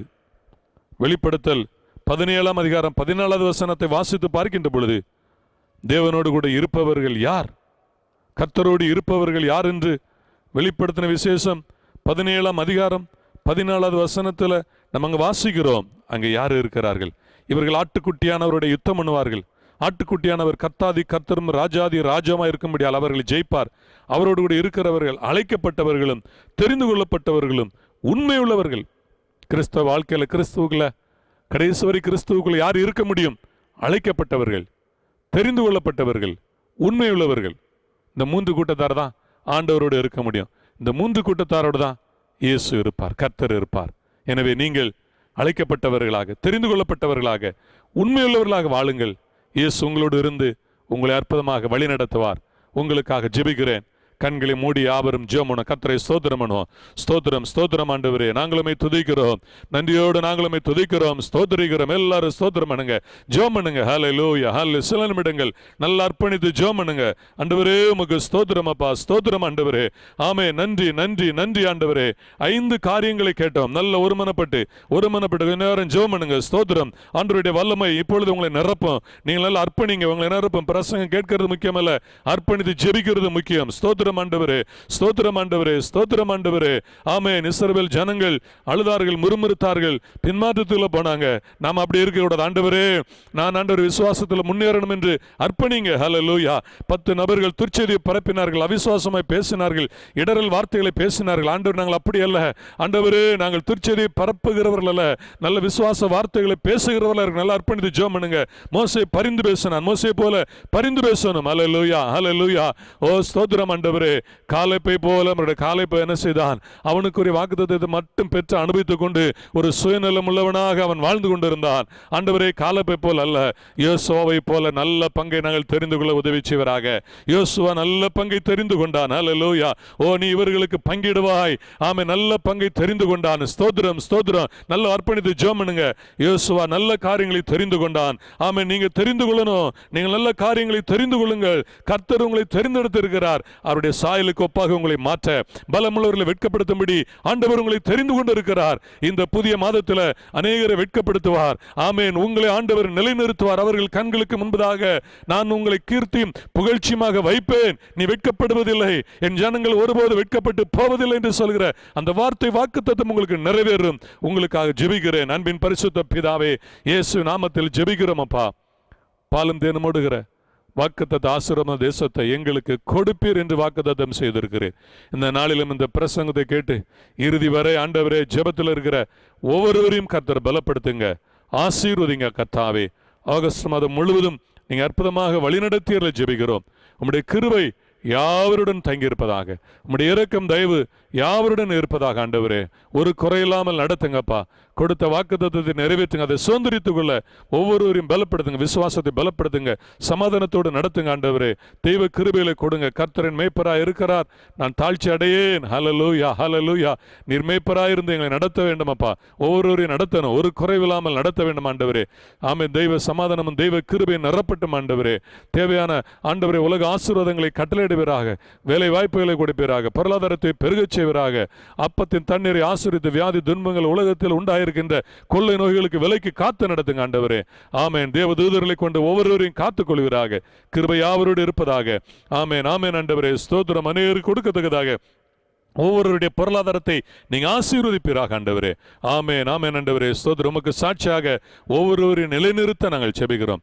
யாவரையும் திருக்கரத்தில் ஒப்புடுகிறோம். துதிக்க மகிமை உமக்கே செலுத்துகிறோம். இயேசுவின் நாமத்தில் பிதாவே, ஆமென். இப்பொழுது நம்முடைய கர்த்தராகிய இயேசு கிறிஸ்துவின் கிருபை, பிதாவாகிய தேவனுடைய அன்பு, பரிசுத்த ஆவியானவருடைய நம் அனைவரோடு கூட சகல பரிசுத்தவான்களோடு கூட என்னை நிலைத்திருப்பதாக. ஆமென். ஆத்துமாவே கர்த்தரை ஸ்தோத்திரி, என் முழுவதுமே கர்த்தருடைய பரிசுத்த நாமத்தை ஸ்தோத்திரி. என் ஆத்துமாவே கர்த்தரை ஸ்தோத்திரி. கர்த்தர் செய்த சகல உபகாரங்களை மறவாதே. ஆமென், ஆமென். God bless you. கர்த்தர் உங்களை ஆசீர்வதிப்பாராக. ஆமென்.